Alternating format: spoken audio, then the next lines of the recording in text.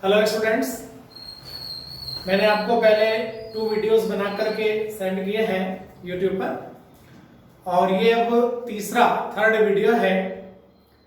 और इस वीडियो का जो टॉपिक है एडवांटेजेस ऑफ अकाउंटिंग। एडवांटेज, इसे गुण या लाभ या कभी कभी इसके लिए उद्देश्य शब्द भी यूज कर लिया जाता है। और इसमें सेकंड पार्ट रहेगा डिसएडवांटेजेस ऑफ अकाउंटिंग। डिसएडवांटेजेस के लिए दोष या हानि शब्द हिंदी में यूज किया जाता है।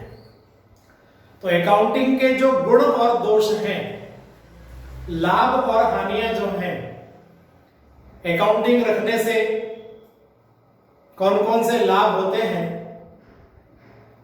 और अकाउंटिंग रखने के बाद भी क्या क्या बातें छूट जाती हैं। हमने लास्ट वीडियो में अकाउंटिंग के उद्देश्य देखे थे, अकाउंटिंग क्यों रखा जाता है। जिन उद्देश्य के लिए अकाउंटिंग रखा जाता है, यदि उन उद्देश्यों की पूर्ति हो गई, हमने जो सोचा था वो काम पूरा हो गया, तो वो उसके गुण हो जाते हैं। और जिन उद्देश्यों की पूर्ति नहीं हो पाती है, वो सारे उसके दोष या हानियां बन जाते हैं। तो ये गुण और दोष दोनों एक दूसरे के अपोजिट होते हैं। अकाउंटिंग करने से, लेखांकन करने से व्यापारी को कौन कौन सा लाभ होता है, कौन कौन से फायदे होते हैं, क्या उसको एडवांटेजेस मिलते हैं, ये मैंने यहां पर आपको कुछ पॉइंट्स लिखे हैं। अलग अलग बुक्स में अलग अलग नाम से पॉइंट्स हो सकते हैं, कुछ ज्यादा या कम पॉइंट्स भी हो सकते हैं, और आप अपने मन से भी गुण और दोष में कोई पॉइंट्स को कम ज्यादा कर सकते हैं। जब स्टूडेंट क्लास 11th में आ जाता है तो उससे इतनी उम्मीद की जा सकती है कि वो किसी भी क्वेश्चन के आंसर को अपने तरीके से रिकॉर्ड करे, बिल्कुल to the point, according to book, ऐसा कोई बिल्कुल भी जरूरी नहीं। तो यहां जो पॉइंट्स हैं, इनमें नंबर 1 अवेल फाइनेंशियल इंफॉर्मेशन। इनमें से काफी बातें आपको उद्देश्य में मिल जाएगी। मतलब वित्तीय सूचनाएं उपलब्ध होना, जो लेखांकन का कार्य किया जाता है, उससे जितनी भी वित्तीय सूचनाएं हैं, वित्तीय मतलब जो मौद्रिक है, और मौद्रिक सूचनाओं के आधार पर जो निष्कर्ष भी निकाले जाते हैं, उनको समराइज किए जाते हैं, या कोई भी वित्तीय सूचना या जानकारी कभी बाद में देखना हो, तो अकाउंटिंग में उसका रिकॉर्डिंग है। आप जानते हैं याददाश्त सीमित होती है किसी भी व्यक्ति की, और याददाश्त को प्रूव नहीं कर सकते, आप बता नहीं सकते किसी को कि ऐसा हुआ।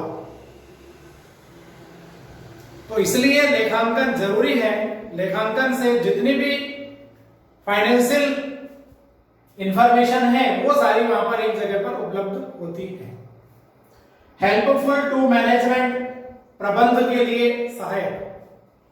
प्रबंधकीय वर्ड भी यूज कर सकते हैं और प्रबंधक भी यूज कर सकते हैं। प्रबंधक नहीं, प्रबंधक तो मैनेजर हो जाएगा। मैनेजमेंट के लिए केवल प्रबंध और या प्रबंधकीय, अभी आगे बताऊंगा मैं आपको जब अकाउंटिंग के जो टाइप्स आएंगे। तो प्रबंध के लिए सहायक, प्रबंध का मतलब मैनेजर एक होता है, लेकिन पूरा एक मैनेजमेंट कमेटी होती है बिजनेस में। बड़े बड़े बिजनेस की जब बात करते हैं तो मैनेजमेंट कमेटी होती है। तो जो अकाउंटिंग इंफॉर्मेशंस होती हैं, जिन्हें हमने अकाउंट की बुक में लिखा, रिकॉर्डिंग किया, वो जितनी भी बातें हैं, वो सारी मैनेजमेंट के लिए सहायक होती है। कैसे सहायक होती है? लास्ट वीडियो में मैंने बताया आपको। फ्यूचर के लिए कोई प्लानिंग करना है, डाटाज का कंपेयर करना आ जाएगा अभी, और इसमें तो जो मैनेजमेंट रहता है वो हर समय बिजनेस पर पूरा ध्यान रखता है, और जो रिकॉर्डिंग किए जाते हैं, जो अकाउंटिंग की जाती है, उस पर अपना कंट्रोल बना करके रखता है। अकाउंटिंग नहीं किया गया है तो मैनेजमेंट पूरी जानकारी नहीं मिलेगी और वो बिजनेस पर अपना कंट्रोल नहीं कर पाएगा।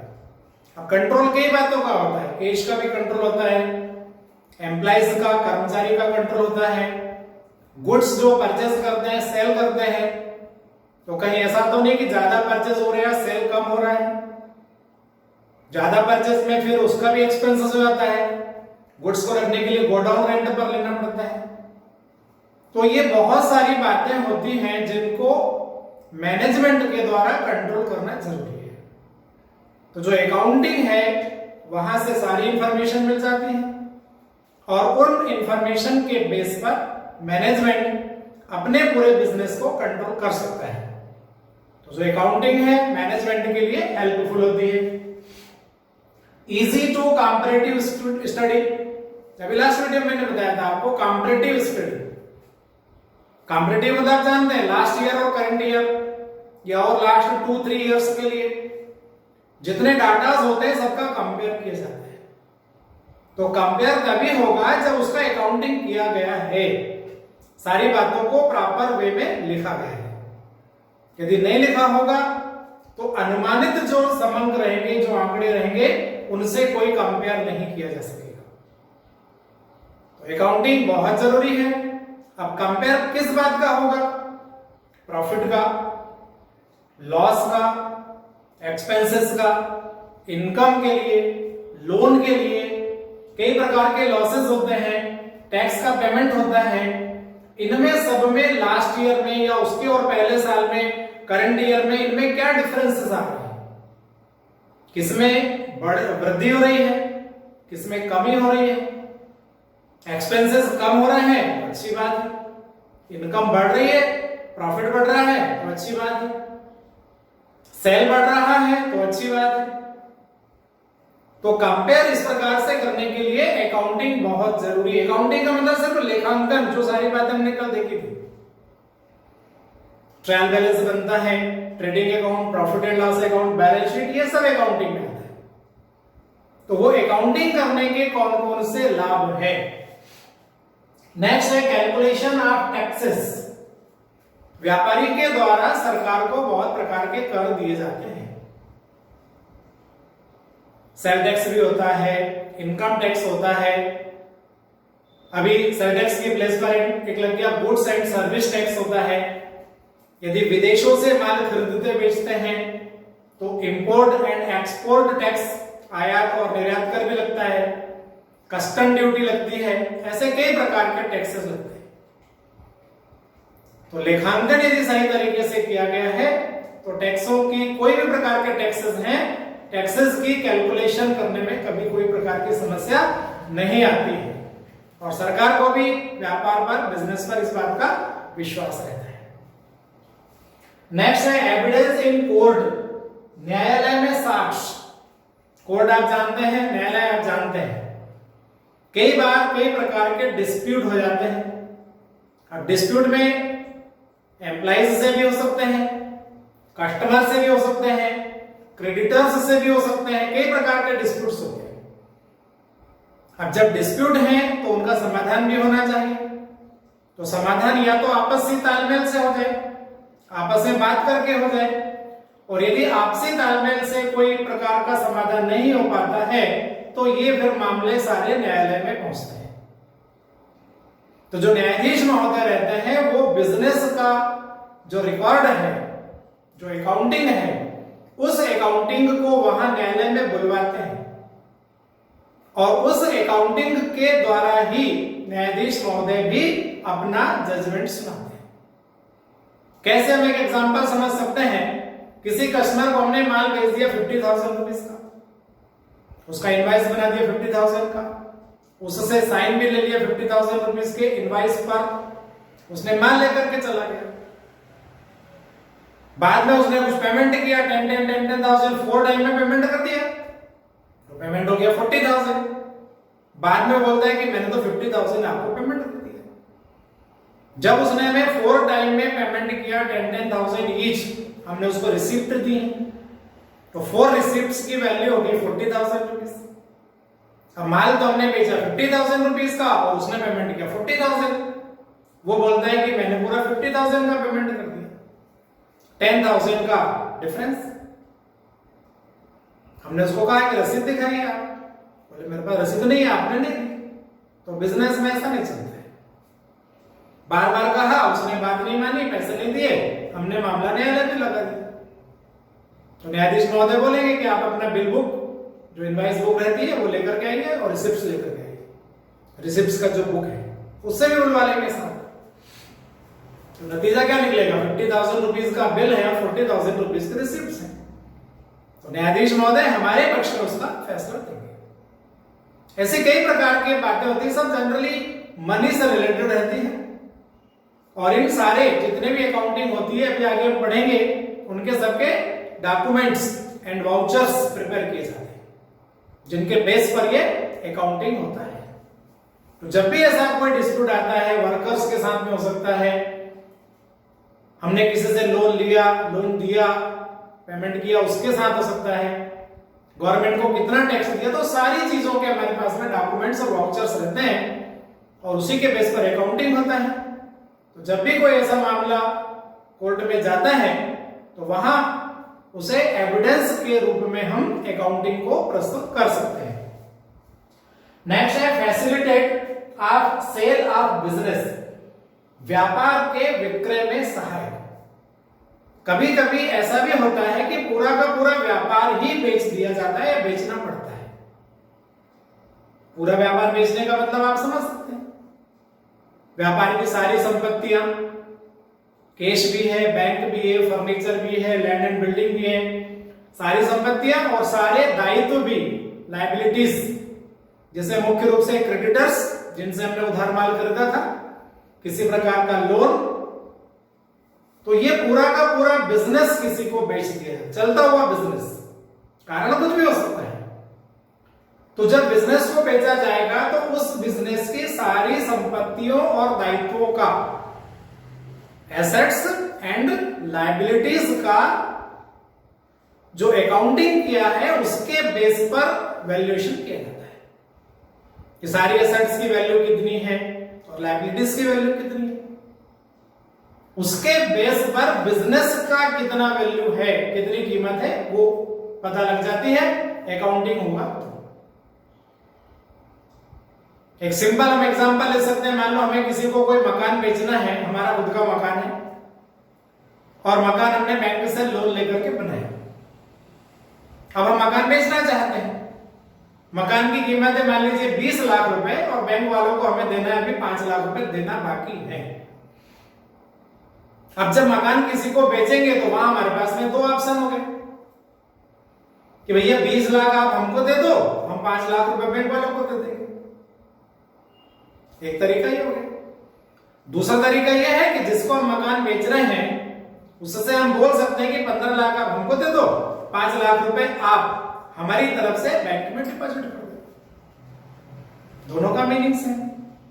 तो 15 लाख जो वो हमें देगा, तो हमने क्या किया, बिल्डिंग की वैल्यू में से उस लोन की वैल्यू को माइनस कर दिया। बिल्डिंग की वैल्यू 20 लाख थी, लोन की वैल्यू 5 लाख रुपए थी, 20 लाख माइनस 5 लाख बचा 15 लाख। तो ऐसा जब पूरा का पूरा बिजनेस बेचते हैं तो वहां सारी संपत्तियों यानी कि एसेट्स को और सारी दायित्व मतलब लायबिलिटीज का जो अकाउंटिंग वैल्यू है उसका डिफरेंस निकाल करके पूरे व्यापार की कीमत का पता लगाया जाता है। और उस कीमत से फिर हो सकता है कम ज्यादा वैल्यू आपस में सहमति के द्वारा निर्धारित की जा सकती है। तो जब व्यापार का पूरा हिस्सा बेचना है, पूरा व्यापार बेचना है, तो वहां अकाउंटिंग हेल्पफुल रहती है। इसके बाद और भी लिखा एडवांटेजेस टू। अब ये और भी जो हमने कल बात करी थी, कल मतलब लास्ट वीडियो में, जितने भी अकाउंटिंग इंफॉर्मेशन के यूजर्स हैं उन यूजर्स को क्या क्या फायदे होते हैं इससे। जैसे मैंने कुछ नाम लिखे हैं, बिजनेसमैन को, एम्प्लॉइज को, क्रेडिटर्स को और ये बातें अलग अलग भी आ चुकी हैं। बस व्यापारी को अपने व्यापार की सारी जानकारी एक जगह पर मिल जाती है, कितना माल खरीदा, कितना बेचा, कितना एक्सपेंसेस हुआ, कितना इनकम हुआ, बिजनेस में कितनी कैपिटल लगाई है, कितना उसमें पैसा निकाल करके बिजनेस में से वापस ले गए हैं। अपने व्यापार के लिए अकेला व्यापारी है, खुद ही मैनेज करता है, अपने व्यापार के लिए फ्यूचर की प्लानिंग बनाना है। ये सारी बातें जब वो करना चाहता है तो अकाउंटिंग उसके लिए बहुत हेल्पफुल होती है। कर्मचारियों के लिए जो बिजनेस में काम कर रहे हैं, कर्मचारी भी हो सकते हैं, अधिकारी हो सकते हैं, ऑफिसर्स हो सकते हैं, मैनेजर हो सकता है, चार्टर्ड अकाउंटेंट होते हैं, बहुत सारे टाइप के अलग अलग कैटेगरी के कर्मचारी होते हैं। कर्मचारियों को सबसे पहले तो ये जानकारी होना चाहिए, अकाउंटिंग के द्वारा मिलती है, कि जिस बिजनेस में हम काम कर रहे हैं उसकी पोजीशन क्या है, अच्छा प्रॉफिट कमा रहा है नहीं कमा रहा है, और हमें हमारी सैलरी मिलेगी या नहीं मिलेगी। तो सबसे पहले तो कर्मचारी को वो जो लाभ की स्थिति है वो होना चाहिए। उसके बाद फिर कई व्यापारी, बहुत बड़े बड़े व्यापारों में अक्सर ऐसा होता है जो अपने कर्मचारियों को अनेक प्रकार की सुविधाएं भी प्रदान करते हैं। कभी कभी ऑनर अपने कर्मचारियों को बोल देते हैं कि यदि 10% से ज्यादा प्रॉफिट हुआ या कोई भी एक अमाउंट निश्चित कर दिया कि इससे ज्यादा प्रॉफिट होगा तो आपको ये फैसिलिटी हम देंगे। तो फिर कर्मचारी उतना ध्यान रखते हैं कि बिजनेस में इससे ज्यादा प्रॉफिट हो रहा है कि नहीं हो रहा है। नहीं हो रहा है तो उसके लिए और प्रयास कर सकते हैं, उससे बिजनेस का प्रॉफिट भी बढ़ता है, कर्मचारियों को तो सुविधा मिलेगी। इसके बाद में क्रेडिटर्स मतलब होते हैं लेनदार। अभी आगे आपको बताएंगे हम पूरे सारे इनकी जो टर्मिनोलॉजी है, शब्दावली, अकाउंटेंसी में हम कौन कौन से नए शब्दों का यूज करेंगे, उसमें आएगा क्रेडिटर्स। क्रेडिटर्स मतलब होते हैं लेनदार, मतलब जिनको हमें पैसे देना है, या तो उनसे हमने माल उधार में खरीदा है और या उनसे हमने लोन लिया है, वो हमारे होते हैं क्रेडिटर्स। कभी कभी एक्सपेंसेस के पैसे भी किसी के बाकी रह जाते हैं। कोई कर्मचारी काम कर रहा है, उसको बोल दिया कि 3-4 महीने बाद इकट्ठा पैसा दे देंगे, 3-4 महीने उसके कंप्लीट हो गए, अभी तक हमने पैसा पेमेंट नहीं किया, वो गया हमारा लेनदार। किसी को भी किसी भी रूप में यदि हमें पैसे देना है तो वो हमारा लेनदार होता है। तो लेनदार ये जानना चाहता है कि बिजनेस की पोजीशन कैसी है, वो हमें पैसा वापस मिलेगा या नहीं मिलेगा। तो ये जानकारी कहां से मिलेगी? जो बिजनेस में अकाउंटिंग का वर्क किया हुआ है, लेखांकन का जो वर्क किया है, उसमें सारी इंफॉर्मेशन मिल जाएगी। तो बिजनेस का अकाउंटिंग उसके लिए भी बात यह है कि यूजफुल है और हेल्पफुल है। तो यूजफुल मतलब जो यूजर्स आ गए, बात वही जाती है। उद्देश्यों की पूर्ति हो रही है तो गुण, उद्देश्यों की पूर्ति नहीं होगी तो दोष, गुण दोष। और एक और लिखा फिर मैंने गवर्नमेंट, आपको गवर्नमेंट सरकार मतलब जानते हैं आप, सरकार को कई प्रकार के टैक्स दिए जाते हैं। तो टैक्स का भी निर्धारण कैसे होता है, कैलकुलेशन कैसे होता है? टैक्स के लिए यहां भी लिखा मैंने, बीच में आ जाए करों की गणना। तो यहां तो केवल कर की गणना, केवल कैलकुलेशन है, लेकिन वो कैलकुलेशन सही तरीके से किया गया है नहीं किया गया। और सरकार को केवल टैक्स से मतलब नहीं होता है, वो बड़े बड़े बिजनेस, जो बड़े बड़े बिजनेस होते हैं उनके बेस पर पूरे देश की अर्थव्यवस्था का भी संचालन होता है। उन्हीं के बेस पर फॉरेन की जो पॉलिसी है उसका भी निर्धारण होता है। उन्हीं के बेस पर गवर्नमेंट अपने बजट भी बनाती है। बड़े बड़े जो बहुत बिजनेस होते हैं, बिजनेस पूरे ऑल ओवर कंट्री, तो सरकार भी ये अकाउंटिंग से बहुत फायदा उठाती है। तो ये हमने देखे एडवांटेजेस ऑफ अकाउंटिंग, मतलब जो गुण है अकाउंटिंग से क्या क्या। और भी हो सकते हैं, माइंड मैंने आपको शुरू में बता दिया है। अलग अलग राइटर की बुक पढ़ेंगे आपको और अलग अलग पॉइंट मिल जाएंगे। बात हम आते हैं ये एडवांटेज, डिसएडवांटेजेस ऑफ अकाउंटिंग, इसके दोष। दोष मतलब इसमें कौन कौन सी हानियां हैं, कौन कौन से इससे नुकसान है, या कोई ऐसी बात जो जिसकी पूर्ति हम चाहते थे वो नहीं हो रही है। तो ये इसमें नंबर 1 है, ओनली मनी मेजरमेंट है, केवल मुद्रा में मापन।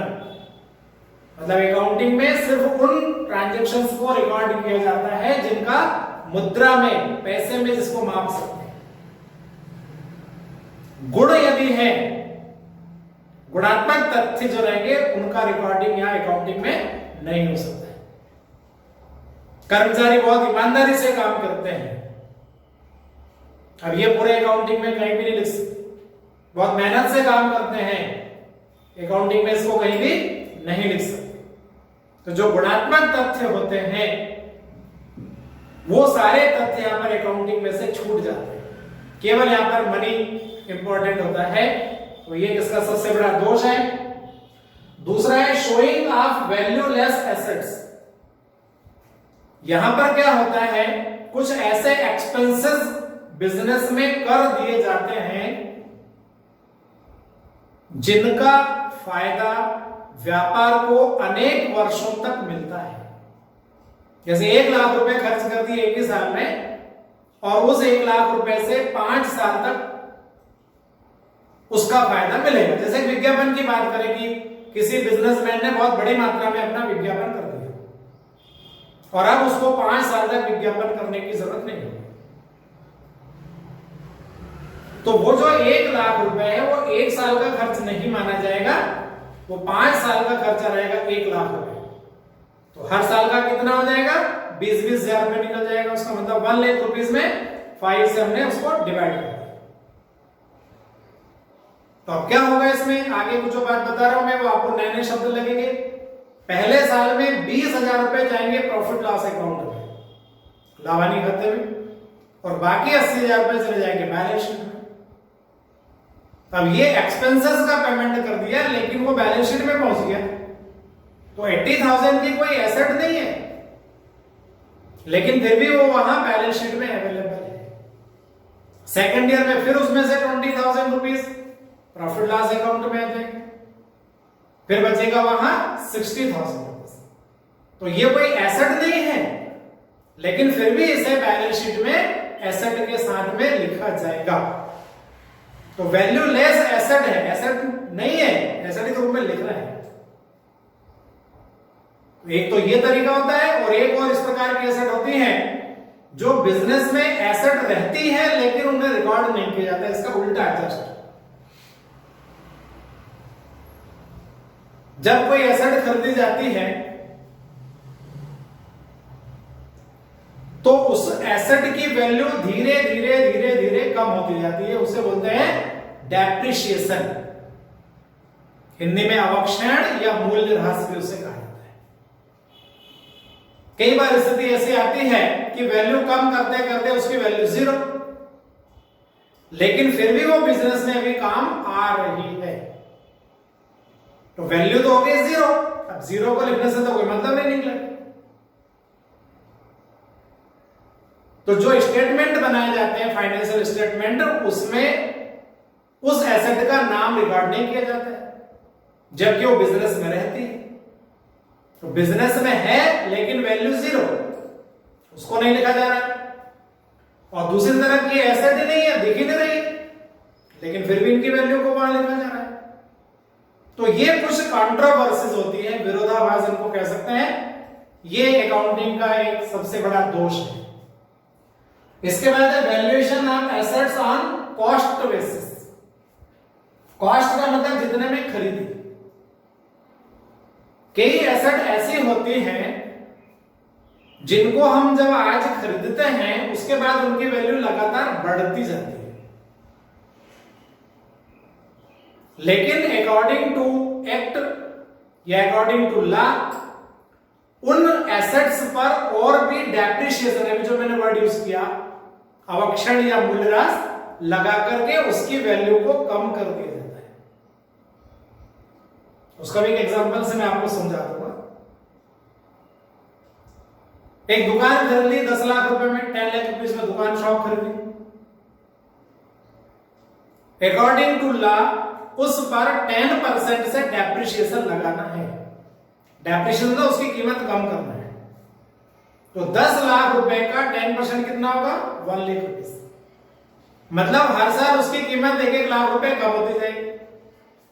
3 साल के बाद उसकी कीमत में 3 लाख रुपए कमी आ गई, दुकान की कीमत बची अब 7 लाख रुपए, 7 लाख रुपए। ये बुक में बची हुई जो कॉस्ट प्राइस पर रिकॉर्डिंग कर रहे थे, लेकिन 3 साल बीतने के बाद उस दुकान की कीमत मार्केट में 10 लाख से कहीं ज्यादा होगी। 12 लाख हो सकती है, 15 लाख हो सकती है, 20 लाख हो सकती है। लेकिन बुक में कितने लिखी हुई है? केवल 7 लाख रुपीस।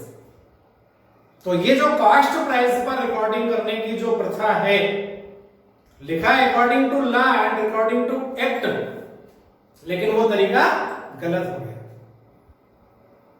तो ये इसका दोष है। Valuation of assets on cost, valuation of stock on cost और मार्केट प्राइस, मतलब जब स्टॉक का वैल्यूएशन किया जाता है, स्टॉक मतलब क्या होता है? जो बिजनेस में अनसोल्ड गुड्स है, जो बिना बिका हुआ माल है, साल के आखिरी में उसका पूरा कैलकुलेशन किया जाता है कि व्यापार में कुल कितना माल बचा हुआ है। तो उस माल की कीमत कितनी होगी? तो कीमत यहां 2 प्रकार की होती है। एक तो वो जितने में खरीदा गया था माल, और दूसरी जो प्रेजेंट में आज की तारीख में उस माल की कीमत कितनी है। जितने में खरीदा था उसे बोलते हैं कॉस्ट, और जो आज उसकी कीमत है उसे बोलते हैं मार्केट प्राइस। यहां स्टॉक के संबंध में जो नियम है, कॉस्ट या market price which ever is less, मतलब जो दोनों में कम है उस पर स्टॉक का रिकॉर्डिंग किया जाता है।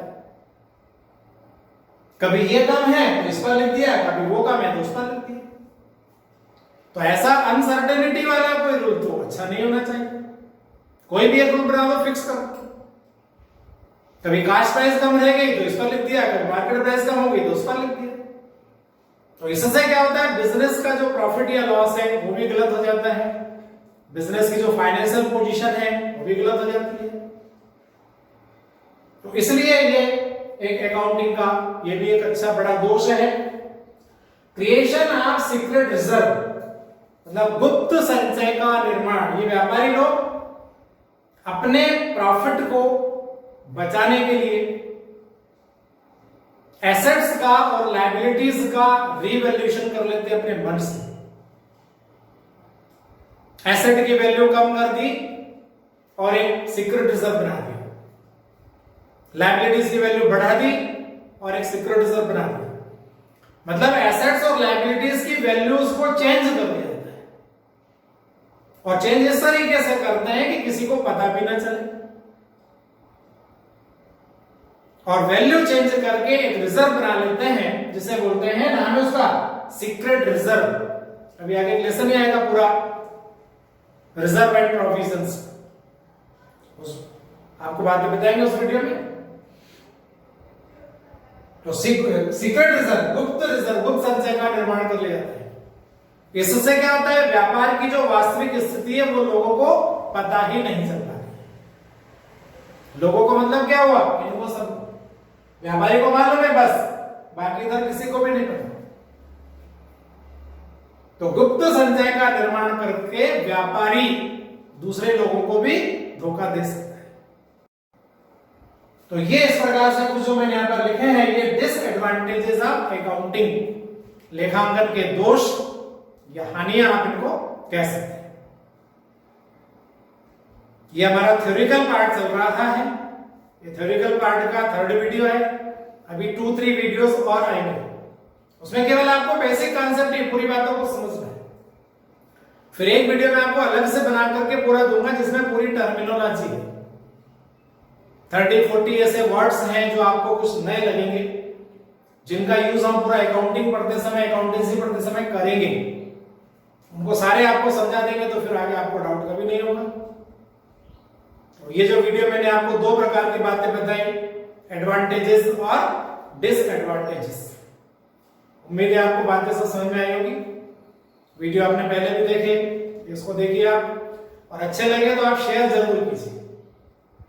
जिन्होंने अभी तक इसे सब्सक्राइब नहीं किया है, सब्सक्राइब कर लीजिए।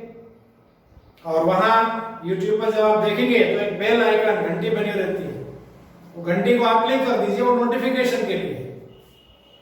जब भी कोई नया वीडियो डलेगा तो आपके मोबाइल में उसका नोटिफिकेशन मिल जाएगा।